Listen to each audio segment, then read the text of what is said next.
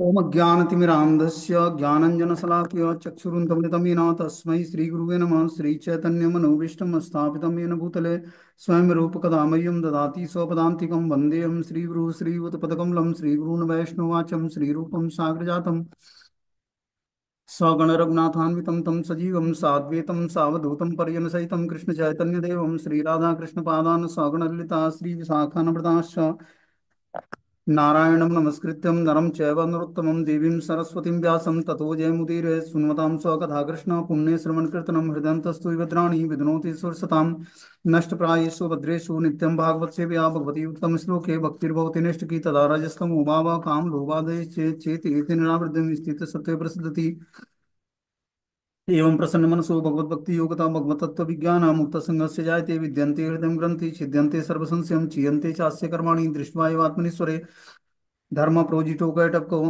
अनत्रो परमो निर्मत्सराणां सतां वेद्यं वास्त्रमत्र वस्तु शिवदं तापत्रय उन्मूलनम श्रीमद्भागवतं महामुनिकृतं किं वा परेरीश्वरं संघो अवरुद्धयति पृथ्वी सुतक्षणात् निगम कल्पतरु गलितं फलं सुखमुखाद्रविमति संयुतं पिबत भागवतं रसमाल्यं मुहुरको रसिका भूरि भावुकः सच्चिदानन्दरूपाय विशुद्धोत्पत्ति हेतवे तापत्रय विनाशाय श्रीकृष्णाय वयं नमः। संसार सागरे मग्नं दीनं मा करुणानिधि कर्मग्राह कृतांगं मामुद्दा भवाड्वाद श्रीमद्भागवतम् आख्यानं प्रत्यक्षं कृष्णवेभिः स्वीकृतो अस्मयानाथं मुक्तार्थं भवसागरे मनोरथो मदीयं सफलं सर्वथा निर्विघ्नेनैव कर्तव्यं दासोऽहं तं केशवं सुखरूपं प्रबोधज्ञं सर्वशास्त्रं विशारदम् एतत् कथा प्रकाशेन मद्ज्ञानाविनाशय भवे भवे यथा भक्ति पादयोस्तव जायते तथा कुरुष्व देवस्य नाथस्थो नयतं प्रभु नाम संकीर्तनं यस्य सर्वपापप्रणाशनं प्रणामो दुःखशमनं तं नमामि हरिपरम् आराध्यो भगवान् व्रजेशतन्यो तद्धाम वृन्दावनं रम्या काचिदुपासना व्रजवधू वर्गेण या कल्पिता श्रीमद्भागवतं प्रमाण अमलं प्रेमोपमार्थो महान् श्रीचैतन्य महाप्रभु मद्मिदं तत्रादरुणापर हे कृष्ण करुणा सिंधु दीनबंधु जगतपतये गोपेश गोपिका कांत राधा कांत नमस्तुते तप्त कांचन गौरांगे श्री राधे वृंदावनेश्वरी वृषभानुसुते देवी प्रणमामि हरिप्रिये वाञ्छाकल्पतरुवृक्ष कृपा सिन्धुभ्यो च पतितानां पावनेभ्यो वैष्णवेभ्यो नमो नमः। जय श्री कृष्ण चैतन्य प्रभु नित्यानंद श्री अद्वैत गदाधर श्रीवासादि श्री गौर भक्तवृंद हरे कृष्ण कृष्ण कृष्ण हरे हरे हरे राम राम राम हरे हरे। इसमें आज हम लोग को श्रीमद् भागवतम का स्कंद संख्या 4 अध्याय संख्या 7 और इस श्लोक संख्या 6 नंबर पढ़ना है। टाइटल है दक्ष द्वारा यज्ञ संपन्न करना। मैत्रेय उवाच तदा सर्वाणि भूतानि श्रुत्वा मेणौ सुमोदितं परितुष्टात्म अभिस्तातम साधु साध्वित्य यथा ब्रुवन्। मैत्रेय मुनि ने आगे कहा, हे विदुर, वहां पर उपस्थित सभी मनुष्य मनुष्य सर्वश्रेष्ठ वरदाता शिव के वचनों को सुनने से अत्यंत संतुष्ट होकर गदगद हो गए। तो क्या हुआ कि जब शिव जी की पत्नी सती जब शरीर त्याग देती है तो शिव के जितने भी गण थे क्या करते हैं, यज्ञ को विध्वंस कर देते हैं और स्वयं भगवान शिव भी जो है बहुत ही क्रोधित होते हैं दक्ष पर और दक्ष को मृत्यु दंड देते हैं। और भी जो यज्ञ के यजमान थे, दक्ष का सिर जलकर भस्म हो जाता है और फिर जो है पूषा देव अपने दांतों जिस जो उसके दांत थे वो गिर जाते हैं। जो क्या नाम था, भृंग ऋषि थे, उनका दाढ़ी जो है मूछ कट जाता है। इस तरह से सारे को कुछ न कुछ सजा मिलती है भगवान शिव की तरफ से। और कुछ लोगों की भुजाएं कट गई थी। तो इस तरह से सबको अब भगवान शिव अब जो है ब्रह्मा जी की प्रार्थना पर भगवान शिव को शांत होता है।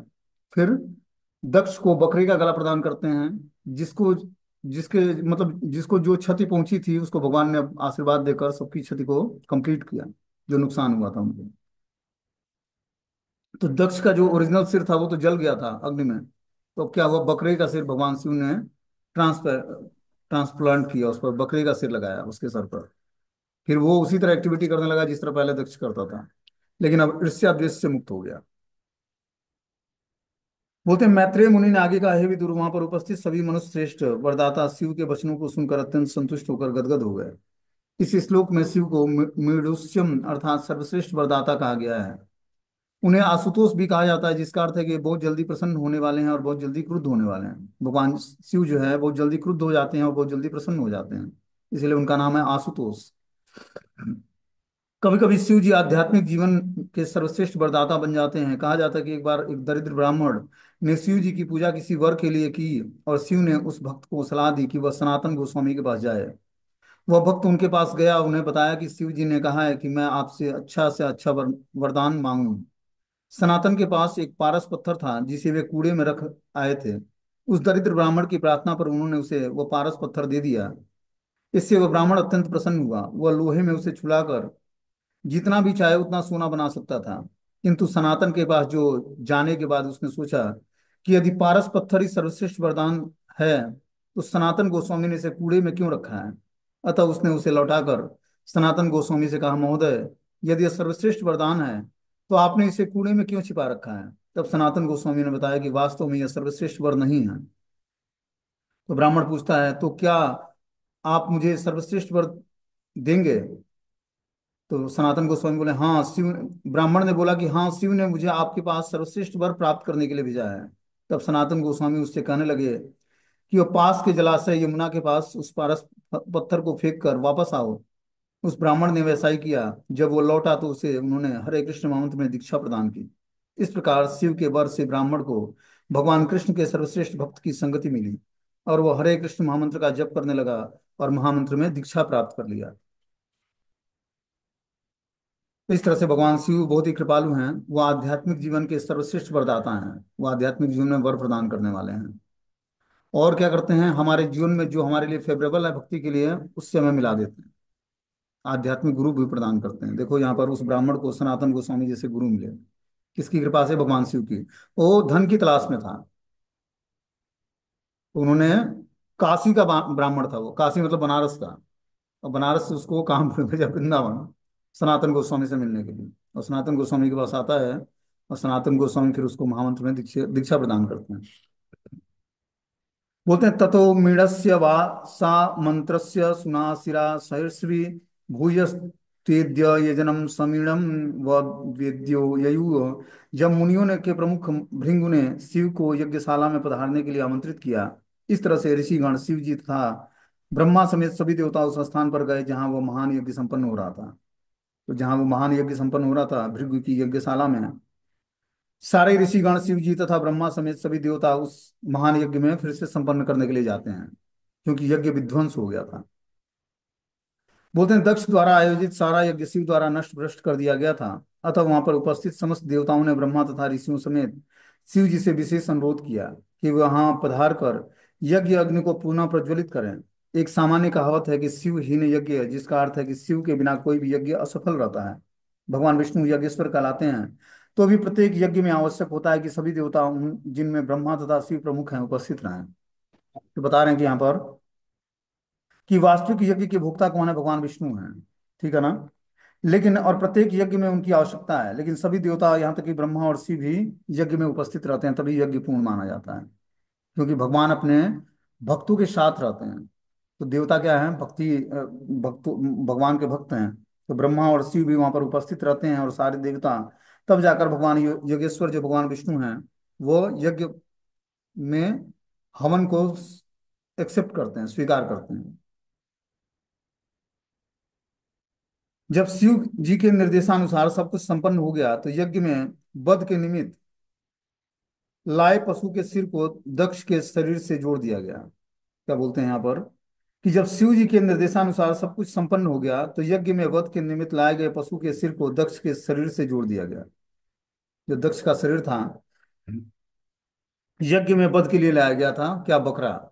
बकरे का सर जो है दक्ष के सिर पर जोड़ दिया जाता है। इस बार सभी देवता तथा ऋषि सावधान थे कि शिव जी क्रुद्ध न होने पाए। अतः उन्होंने जो कहा वही किया।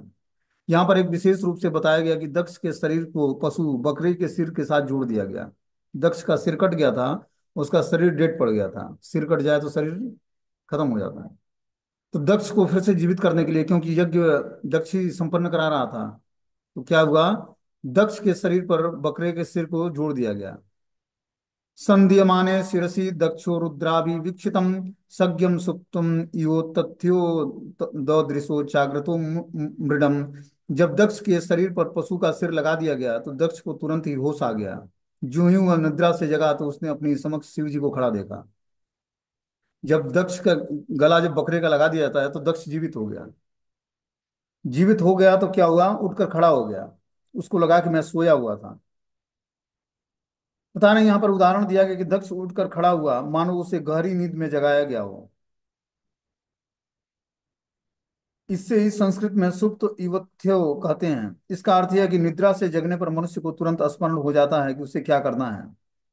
दक्ष का वध किया गया था और उसका सिर काट कर जला दिया गया था। उसका शरीर मृत पड़ा था, किंतु शिव की कृपा से यूं ही उसके शरीर पर बकरे का सिर जोड़ दिया गया, दक्ष पुनः चेतन हो गया। इससे यह सूचित होता है कि चेतना भी व्यष्ट होती है। वास्तव में जब दक्ष के बकरे का सिर लगा दिया गया तो दक्ष को दूसरे शरीर प्राप्त हुआ, किंतु चेतना व्यक्तिगत होने से उसे पूर्ववत चेतना प्राप्त हो गई, यद्यपि उसका शरीर बदल गया। इस तरह शारीरिक संरचना का चेतना के विकास से कोई सरोकार नहीं है। चेतना तो आत्मा के देहांतरण के साथ ले जाई जाती है। क्या बता रहे हैं यहाँ पर कि जब दक्ष को, जब उसका ट्रांसप्लांट कर दिया गया, मतलब गला उसका कट गया था, अब बकरे का गला जोड़ दिया गया, तो दक्ष उठकर खड़ा हो गया। खड़ा हो गया, उसको लगा कि जैसे मैं गहरी नींद से जगा हूं, उस तरह की उसकी एक्टिविटी थी। बोल रहे हैं कि वो निद्रा से जगने पर मनुष्य को तुरंत स्मरण हो जाता है कि उसे क्या करना है। उसी तरह दक्ष को स्मरण हो जाए कि मुझे यज्ञ संपन्न करना है, यज्ञ पूर्ण करना है। बोलते हैं निद्रा से जगने पर मनुष्य को तुरंत स्मरण हो जाता है कि क्या करना है। दक्ष का वध किया गया था और उसका सिर काट कर जला दिया गया था। उसका शरीर मृत पड़ा था, किंतु शिव की कृपा से ज्यों ही उसके शरीर में बकरे का सिर जोड़ दिया गया, दक्ष पुनः चेतन हो गया। इससे यह सूचित होता है कि चेतना भी व्यष्ट होती है। वास्तव में जब दक्ष के बकरे का सिर लगा दिया गया तो दक्ष को दूसरा शरीर प्राप्त हुआ था, किंतु चेतना व्यक्तिगत होने से उसे पूर्ववत चेतना प्राप्त हो गई, यद्यपि उसका शरीर बदल गया था। इस तरह शारीरिक संरचना का चेतना के विकास में कोई सरोकार नहीं है। चेतना तो आत्मा के देहांतरण के साथ ले जाई जाती है।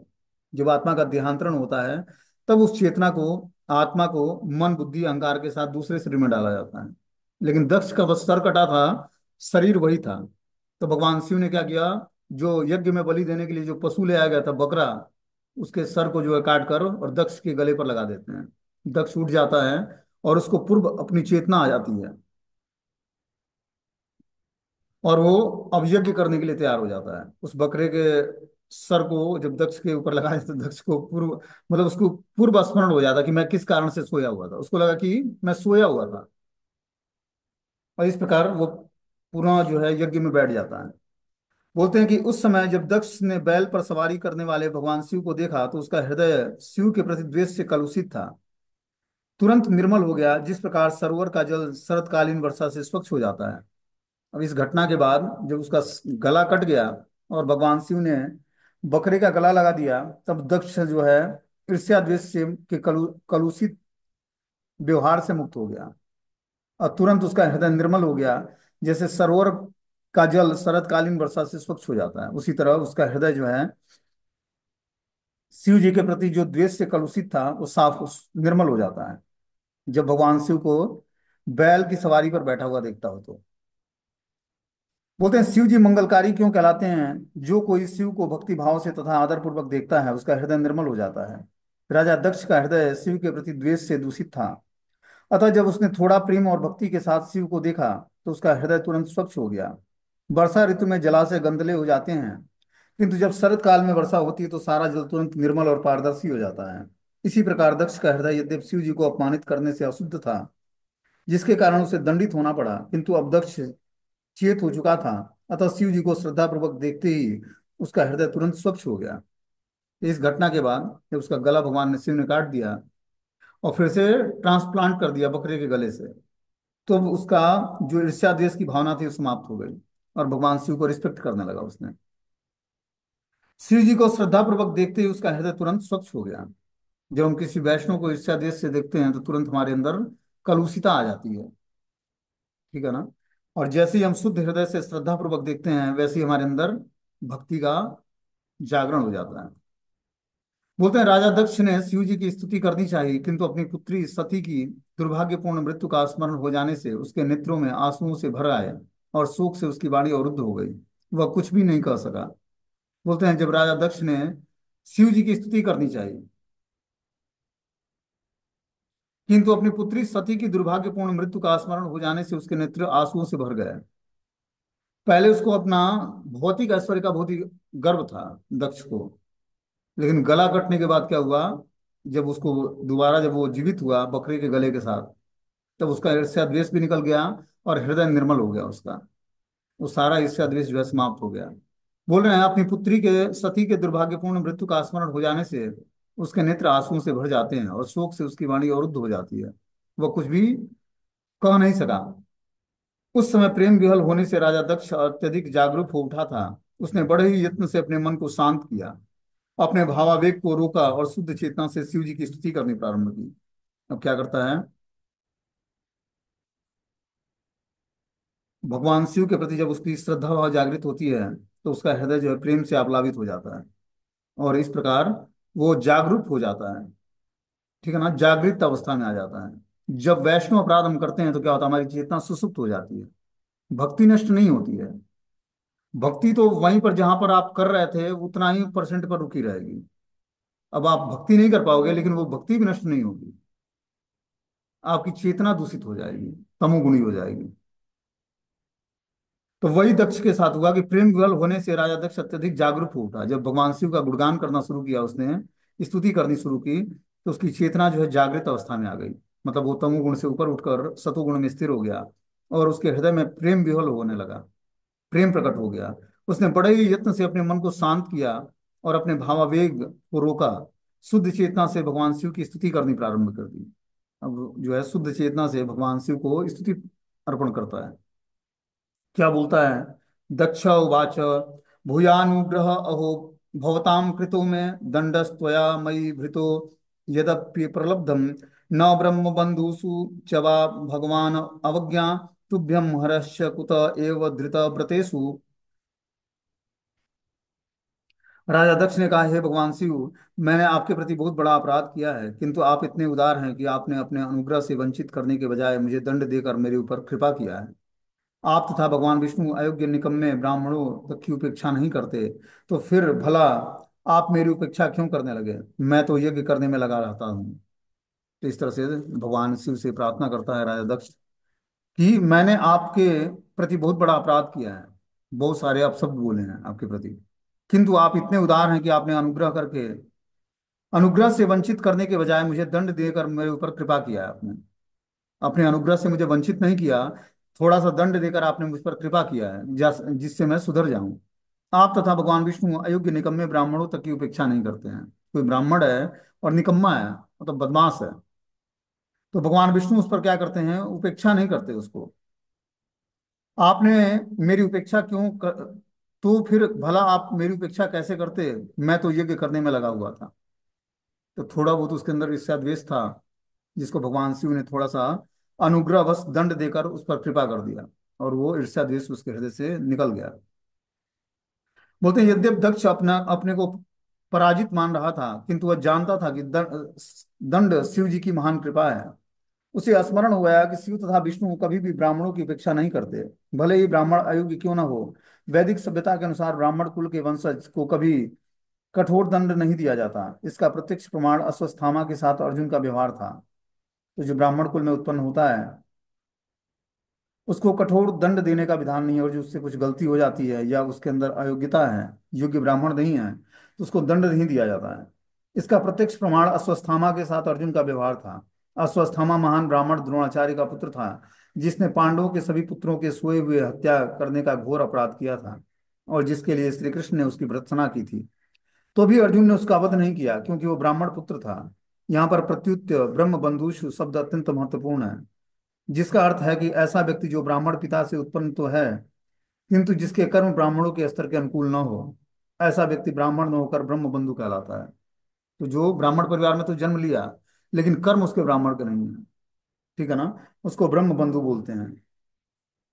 बोलते हैं कि जैसे द्रोणाचार्य का के पुत्र अश्वत्थामा का एग्जाम्पल दिया जाता है कि अश्वत्थामा महान ब्राह्मण गुरु द्रोणाचार्य का पुत्र था, लेकिन उसने क्या किया था, पांडवों के सभी पुत्रों को सोए हुए अवस्था में हत्या करके घोर अपराध किया था, जिसके लिए श्री कृष्ण भी उसकी भर्त्सना करते हैं। अर्जुन ने उसका वध नहीं किया क्योंकि वो ब्राह्मण पुत्र था और गुरु का पुत्र था, इसलिए अर्जुन ने उसका वध नहीं किया। तो ऐसा व्यक्ति जो है ब्रह्म बंधु कहलाता है। दक्ष को अपने को ब्राह्मण बंधु सिद्ध कर दिया था। वह एक महान ब्राह्मण पिता ब्रह्मा जी का पुत्र था, किंतु शिव जी के प्रति उसका आचरण ब्राह्मणों जैसा न था, इसलिए उसने स्वीकार किया कि वह पूर्ण ब्राह्मण न था। किंतु शिव तथा विष्णु तो अपूर्ण ब्राह्मणों के प्रति भी वात्सल्य रखते हैं। शिव ने दक्ष को शत्रु मानकर दंडित नहीं किया, वरना उन्होंने उसे सन्मार्ग में लाने के लिए दंड दिया था, जिससे उसे पता चले कि उसने बुरा काम किया है। दक्ष को इसका आभास हुआ कि उसने भगवान श्री कृष्ण और शिव के पतित ब्राह्मणों के प्रति, जिसमें वह भी सम्मिलित था, महती कृपा के लिए कृतज्ञता प्रकट की। यदि वो पतित हो चुका था, किंतु उसने यज्ञ करने का व्रत ले रखा था। जो भी ब्राह्मण का कर्तव्य है कि वह इस प्रकार उससे शिव की स्तुति करनी प्रारंभ की। अब इस तरह से ब्राह्मण का कर्तव्य है कि वो अपने इष्ट आराध्य की स्तुति करे। ठीक है ना। ग्लोरिफिकेशन करना हर एक भक्त का धर्म है, वो वैष्णव को भी और भगवान को भी। तो यहाँ पर शिव जी एक वैष्णव के रूप में हैं और महादेव के रूप में हैं, देव में अग्रगणी हैं। तो दक्ष क्या करता है, यज्ञ संपन्न करने से पहले ब्राह्मण का कर्तव्य होता है कि वो शिव की स्तुति करे।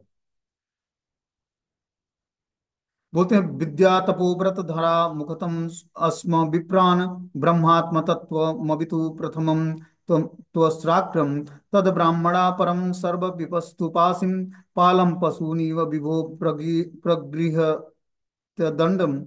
हे महान तथा शक्तिमान शिव, विद्या तप व्रत और आत्म साक्षात्कार के लिए ब्राह्मणों की रक्षा करने के हेतु ब्रह्मा के मुख से सर्वप्रथम आपकी उत्पत्ति हुई है। बता रहे हैं कि हे महान तथा शक्तिमान शिव, विद्या तप व्रत और आत्म साक्षात्कार के लिए ब्राह्मणों की रक्षा करने हेतु ब्रह्मा के मुख से सर्वप्रथम आपकी उत्पत्ति हुई है। आप ब्राह्मणों के पालक बनकर उसके द्वारा आचरित अनुष्ठानों की सदैव रक्षा करते हैं, जिस प्रकार ग्वाला गायों की रखवाली के लिए अपने हाथ में दंड धारण करता है। तो वो ग्लोरिफिकेशन करता है दक्ष प्रजापति भगवान शिव का कि हे शिव, आप शक्तिमान हैं। आप विद्या तप व्रत और आत्म साक्षात्कार के लिए ब्राह्मणों की रक्षा करने हेतु साक्षात ब्रह्मा जी के मुख से उत्पन्न हुए हैं। आप ब्राह्मणों के पालक बनकर उनके आचरित अनुष्ठानों की सदैव रक्षा करते हैं, जो उनके योग्य आचरण है, आचरित अनुष्ठान है, उसकी सदैव आप रक्षा करते हैं, जिस प्रकार एक ग्वाला गायों की रखवाली करने के लिए हाथ में डंडा धारण करता है। बोलते हैं समाज में भले ही मनुष्य का सामाजिक पद कुछ भी हो, विशिष्ट मन तथा इंद्रियों को वश में करने के लिए वैदिक शास्त्रों में वर्णित अनुष्ठानों को संपन्न करना चाहिए।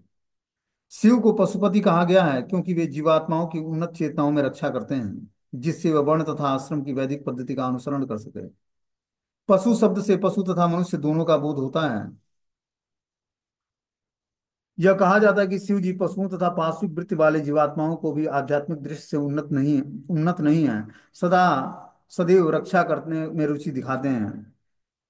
तो भगवान शिव जो है, जो पार्श्विक वृत्ति वाले लोग हैं, तमोगुणी लोग हैं, उनको उन पर भी क्या करते हैं, आध्यात्मिक दृष्टि से उनको उन्नत बनाने के लिए कृपा करते हैं, सदैव उनकी रक्षा करने में रुचि दिखाते हैं।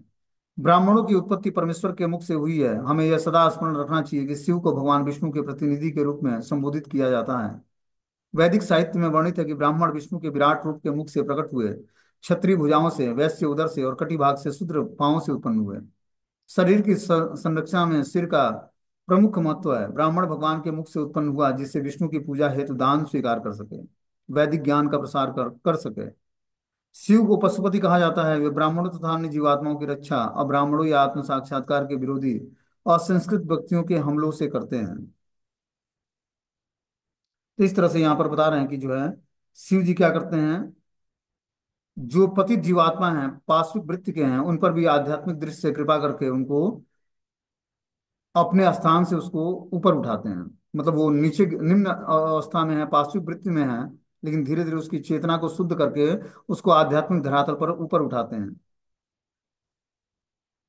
आगे इसमें बता रहे कि मैं आपकी समस्त कीर्ति से परिचित न था, अतः मैंने खुली सभा में आपके ऊपर कटु शब्द रूपी बाणों से वर्षा की थी, तो भी आपने उनकी कोई परवाह नहीं की। मैं आप जैसे परम पूज्य पुरुष के प्रति अवज्ञा के कारण नरक में गिरने जा रहा था, किंतु आपने मुझ पर दया करके और दंडित करके मुझे उबार लिया है। मेरी प्रार्थना है कि आप अपने ही अनुग्रह से प्रसन्न हो, क्योंकि मुझ में वह सामर्थ्य नहीं है कि मैं अपने शब्दों से आपको तुष्ट कर सकूं। तो दक्ष आगे भगवान शिव को से आज्ञा रिक्वेस्ट क्या करता है कि मैं आपकी इस समस्त कृत्य से परिचित न था, अतः मैंने खुली हुई सभा में आपके प्रति कटु शब्द रूपी बाणों की वर्षा की थी। कि कटु शब्दों से आपकी क्या किया था, हमने आलोचना किया था, तो भी आपने उस आलोचना की कोई परवाह नहीं की। मैं आप जैसे परम पूज्य पुरुष के प्रति अवज्ञा के कारण नरक में गिरने जा रहा हूँ। मान लो कोई व्यक्ति आपको खूब गाली देता है और आप बर्दाश्त कर लेते हो, एक शब्द भी नहीं बोलते हो, कुछ ही देर में देखोगे या कुछ दिनों में वो आकर आपसे माफी मांगेगा। आपने कोई प्रतिकार नहीं किया उसका, तो निश्चित रूप से वो आएगा कुछ दिनों बाद और माफी मांगेगा। लेकिन अगर जब प्रतिकार करोगे उसके ऊपर, उसके एवज में कुछ जवाब दोगे, तब वो एक्सेप्ट नहीं करेगा आपकी बात को। लेकिन अगर जो आप सह जाते हो, सह के उसको कुछ बोलते नहीं हो, तो कुछ ही दिनों बाद वो आकर माफी मांगेगा आपसे। वही कार्य यहाँ पर दक्ष के व्यवहार में देखते हैं।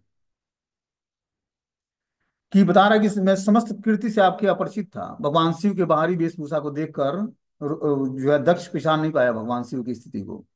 और क्या करता है, अपशब्द बोलता है, खुली सभा में कटु वचनों से उन पर बाणों की वर्षा कर देता है।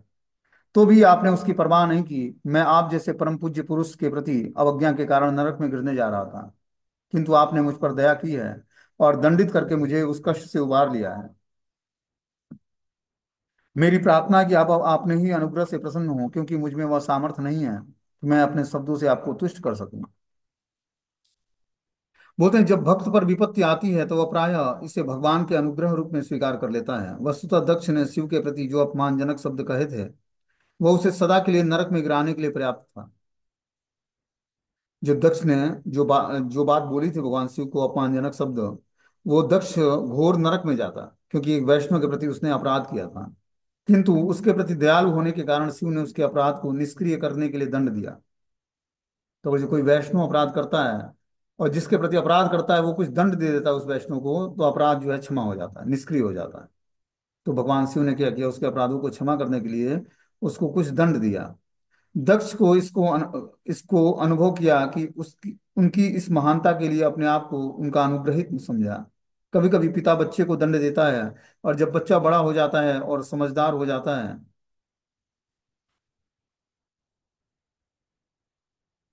तो वह ये समझता है कि उसके पिता ने जो दंड दिया था वह वास्तव में दंड न होकर दया थी। इसी प्रकार दक्ष ने शिव द्वारा दिए गए दंड को उनकी कृपा का प्रदर्शन समझा। ऐसे पुरुष का यह लक्षण है कि जो कृष्ण भावनामृत के मार्ग पर अग्रसर होता है। कहा जाता है कि कृष्ण भावना भावित भक्त जीवन की किसी भी दयनीय अवस्था में श्री भगवान द्वारा की गई रचना नहीं मानता। वह दयनीय अवस्था में भगवत कृपा मानकर ग्रहण करता है। वह सोचता है कि मैं अपने पूर्व दुष्कर्मों के कारण या तो दंडित होता या इससे भी अधिक भयावह स्थिति में जा पड़ता, किंतु भगवान ने मेरी रक्षा कर ली है।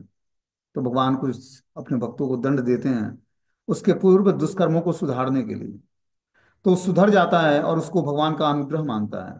और इस तरह से जीवात्मा की भगवान क्या करते हैं, भयावह स्थिति में ना पड़े इससे उसकी रक्षा करने के लिए उसको दंड देते हैं। इस प्रकार कर्म के नियमानुसार मुझे थोड़ा सा ही दंड मिला है। भगवान की कृपा को इस प्रकार सोचकर भक्त भगवान के समक्ष अत्यंत गंभीरता पूर्वक आत्मसमर्पण करता है और तथाकथित दंड से तनिक भी विचलित नहीं होता है। इस तरह से दक्ष ने यह सोचा कि भगवान शिव ने हम पर कृपा की है, हमारे पूर्व दुष्कर्मों के कारण मुझे और अधिक भयावह दंड मिलना चाहिए था। लेकिन भगवान शिव ने हम पर कृपा करके क्या किया, थोड़े से दंड में हमारे जीवन को सुधार दिया है। अब आगे मैत्रेय ऋषि बोलते हैं कि क्षमाप्येव स मीणवासम ब्रह्मणा चानुमंत्रितम कर्म संतान यामासम सोपाध्याय त्रिगादि भी। मैत्रेय मुनि ने कहा, इस प्रकार शिव जी द्वारा क्षमा कर दिए जाने पर राजा दक्ष ने ब्रह्मा की अनुमति से विद्वान साधुओं, पुरोहितों और अन्यों के साथ पुनः यज्ञ करना प्रारंभ कर दिया। इस तरह से दक्ष क्या करता है, जो यज्ञ भगवान शिव के द्वारा विध्वंस कर दिया गया था, फिर से उसमें ब्राह्मणों की सहायता से, विद्वान साधुओं, पुरोहितों और अन्य यजमानों की सहायता से यज्ञ करना प्रारंभ करता है। वैष्णव यज्ञ संतप्ते त्रिकालपाल द्विजोत्तम पुरोडासम निरप्य वीर संसर्ग शुद्धये। तत्पश्चात ब्राह्मणों ने यज्ञ कार्य फिर से प्रारंभ करने के लिए वीरभद्र तथा शिव के भूत प्रेत सदृश अनुचरों के स्पर्श से प्रदूषित हो चुके यज्ञ स्थल को पवित्र करने की व्यवस्था की। तब जाकर उन्होंने अग्नि में पुरोडास नामक आहुति अर्पित की।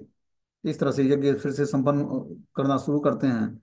जो ब्राह्मण जो भगवान शिव के भूत प्रेत आदि अन्य अनुचर थे, जो उन्होंने उस यज्ञ को क्या कहते हैं, दूषित कर दिया था, उस यज्ञ स्थल को फिर से पवित्र करने की व्यवस्था की जाती है। और फिर जो है पुरोडास नामक आहुति अर्पित की जाती है उस यज्ञ में। बोलते हैं वीरभद्र आदि शिव के अनुचर तथा भक्त वीर कहलाते हैं, और वे भूत प्रेत आदि होते हैं। उन्होंने अपनी उपस्थिति से न केवल यज्ञ स्थल को दूषित किया, वरना मलमूत्र विसर्जित करके सारी व्यवस्था भंग कर दी थी। फलतः सबसे पहले पुरोडास आहुति देकर गंदगी को दूर करना था। कोई भी विष्णु यज्ञ अशुद्धि अवस्था में संपन्न नहीं होती है। जब कोई अनुष्ठान प्रारंभ किया जाता है तो शुद्धि के लिए सर्वप्रथम भगवान विष्णु के पवित्र नाम का उच्चारण किया जाता है। कोई बाहर या भीतर से, चाहे शुद्ध रहे या अशुद्ध रहे, यदि वह भगवान विष्णु के पवित्र नाम का कीर्तन या स्मरण करता है तो वह तुरंत पवित्र हो जाता है। वीरभद्र इत्यादि शिव के अनुचरों की उपस्थिति के कारण यज्ञ स्थल अपवित्र हो गया था, अतः संपूर्ण यज्ञ स्थल को पवित्र करना पड़ा। यद्यप शिव वहां पर थे और वे सब सर्व मंगलमय हैं, तो भी उस स्थान को पवित्र बनाना आवश्यक था, क्योंकि उनके अनुचरों ने बलपूर्वक वहां प्रवेश करके अनेक घृणित कार्य किए थे। शुद्धि का यह कार्य विष्णु के पवित्र नाम त्रिकपाल के उच्चारण से ही हो सकता है, जिससे तीनों लोग पवित्र किए जाते हैं।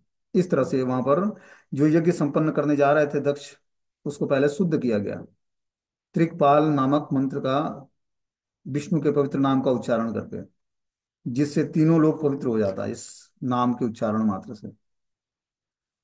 आगे बताते हैं कि महामुनि मैत्रेय ने विदुर से कहा कि हे विदुर, जैसे ही राजा दक्ष ने शुद्ध चित्त से यजुर्वेद के मंत्रों के साथ घी की आहुति डाली, वैसे ही भगवान विष्णु अपने आदि नारायण रूप में वहां प्रकट हो गए।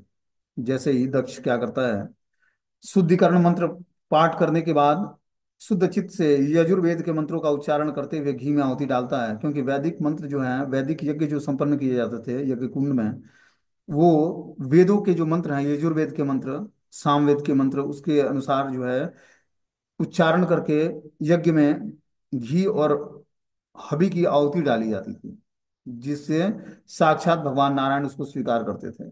जैसे ही राजा दक्ष ने शुद्ध चित्त से यजुर्वेद के मंत्रों के साथ घी की आहुति डाली, वैसे ही भगवान विष्णु अपने आदि नारायण रूप में उस यज्ञ स्थल से प्रकट हो गए। बोलते हैं भगवान विष्णु सर्वव्यापी हैं। कोई भी भक्त जो पवित्र मन से विधि विधान सहित सेवा तथा भक्ति से मंत्रों का उच्चारण करता है, विष्णु का दर्शन कर सकता है।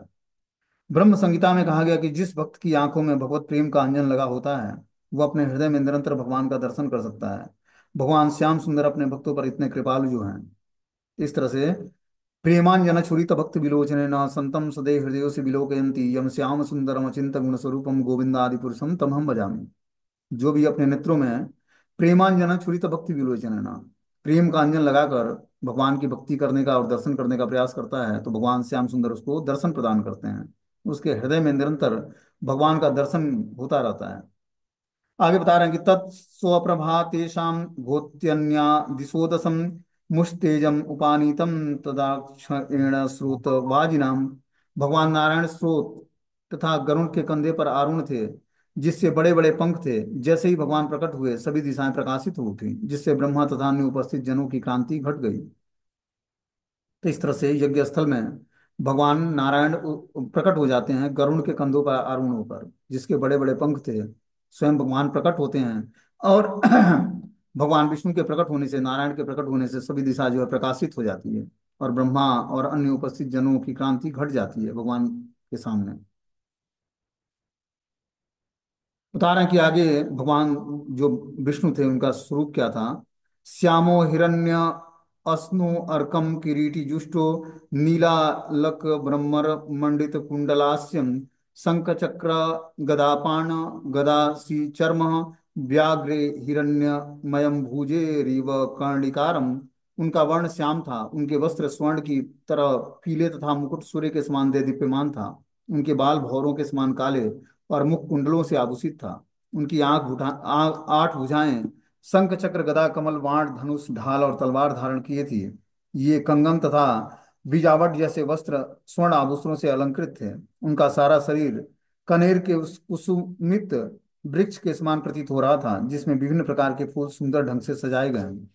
इस तरह से भगवान का सुंदर स्वरूप वो था, जो श्याम रंग का था। वस्त्र जो है स्वर्ण और पीले रंग के, मुकुट सूर्य के समान दीप्यमान था। उनके बाल जो है भौरों के समान काले थे। मुख जो है कुंडलों से आभूषित थे। भगवान आठ भुजा धारण करके उस यज्ञ स्थल में प्रकट हुए, जिसमें उन्होंने आयुध धारण किया था, शंख चक्र गदा कमल वाण धनुष ढाल और तलवार। हाथ में कंगन और बिजावट जैसे स्वर्ण आभूषणों से अलंकृत थे। उनका सारा शरीर कनेर की सुंदर पुष्पों से सुशोभित था, जिसमें विभिन्न प्रकार के फूल सुंदर ढंग से सजे हुए थे। इस तरह से भगवान उस यज्ञ स्थल में प्रकट होते हैं। बोलते हैं कि आगे भगवान विष्णु असाधारण रूप से सुंदर लग रहे थे, क्योंकि उनके वक्षस्थल पर ऐश्वर्य की देवी श्रीमती लक्ष्मी एक हार विराजमान है। उनका मुख मंद हास्य के कारण अत्यंत सुशोभित था, जो सारे जगत को, विशेष रूप से भक्तों के मन को मोहने वाला होता है। भगवान के दोनों ओर श्वेत चामर धुल रहे थे, मानो श्वेत हंस हों, और उनके ऊपर तना हुआ श्वेत छत्र चंद्रमा के समान लग रहा था। इस तरह से उस यज्ञ स्थल में भगवान नारायण जो प्रकट हुए, उनकी अनुपम शोभा थी। बोल रहे हैं कि वक्षस्थल पर स्वयं श्रीमती लक्ष्मी देवी विराजमान हार के रूप में विराजमान थी। उनका मुख जो है मंद हास के कारण अत्यधिक सुशोभित हो रहा था, मतलब भगवान हल्का हल्का मुस्कुरा रहे थे। सारे जगत को, विशेष रूप से भक्तों के मन को मोहने वाले हैं। और भगवान के दोनों ओर श्वेत चामर डुलाए जा रहे थे, मानो दो श्वेत हंस हों। और जो छतरी टंगा था वो चंद्रमा के समान लग रहा था। बोलते हैं भगवान विष्णु का हंसता हुआ मुखार बिंद सारे संसार को भाने वाला है। उनकी ऐसी हंसी से न केवल भक्त जन वरना अभक्त भी आकर्षित होते हैं। इस श्लोक में सूर्य चंद्रमा, आठ दल वाला कमल, भौरे की उपमा चामर छत्र मुख के में दोनों, और हिलने वाले कुंडल और काले काले बालों से दी गई है। इन सबके साथ वे आठ भुजाओं में शंख चक्र गदा पद्म धनुष बाण ढाल और तलवार धारण करने के कारण ऐसा भव्य तथा सुंदर रूप प्रस्तुत था, जो दक्ष और ब्रह्मा समेत सभी दर्शकों को मोहित करने वाला था। तो उस यज्ञ को संपन्न करने से दक्ष जो है भगवान नारायण का दर्शन प्राप्त कर लेता है। किसकी कृपा से? भगवान शिव के अनुग्रह से। जैसे ही भगवान विष्णु दृष्टिगोचर हुए, वहां पर उपस्थित ब्रह्मा, शिव, गंधर्व और वहां उपस्थित सभी जनों ने उनके समक्ष सीधे गिरकर सादर नमस्कार किया। जैसे भगवान प्रकट होते हैं यज्ञ पुरुष भगवान विष्णु, वैसे ही सारे गंधर्व, शिव और ब्रह्मा समेत सभी देवता गिरकर उनको सादर दंडवत प्रणाम करते हैं। ऐसा प्रतीत होता कि भगवान विष्णु, शिव तथा ब्रह्मा के सभी परमेश्वर हैं। देवता, गंधर्वों तथा सामान्य जीवात्माओं को तो कुछ कहना ही नहीं। एक स्तुति में कहा गया कि यह ब्रह्मा वरेण्य रुद्र मरुतय सभी देवता भगवान की पूजा करते हैं। इसी प्रकार ध्यानावस्थु तद्गते न मनसा पश्यन्ति यम योगिनो, योगी जन विष्णु के रूप में अपना मन को केंद्रित करते हैं। इस प्रकार भगवान विष्णु समस्त देवताओं, गंधर्वों द्वारा तथा शिव तथा ब्रह्मा द्वारा पूजनीय हैं। तद विष्णु परम पदम सदा पश्यन्ति सूर्य, अतः भगवान विष्णु ही भगवान हैं। यदि ब्रह्मा ने इसे पूर्व शिव को अपनी स्तुति में परमेश्वर कहा था, किंतु जब विष्णु प्रकट हुए तो शिव भी सादर नमस्कार करने के लिए उनके समक्ष दंड के समान धरती पर गिर पड़े। तो इस तरह से सारे देवी देवता उस यज्ञ पुरुष भगवान विष्णु को क्या करते हैं? प्रणाम करते हैं। अब आगे जो है सभी लोग मिलकर जो है भगवान विष्णु को स्तुति करते हैं। तो उसकी व्याख्या हम लोग कल सुनेंगे, ठीक है ना? मीटिंग क्लोज हो जाएगा। तो लिंक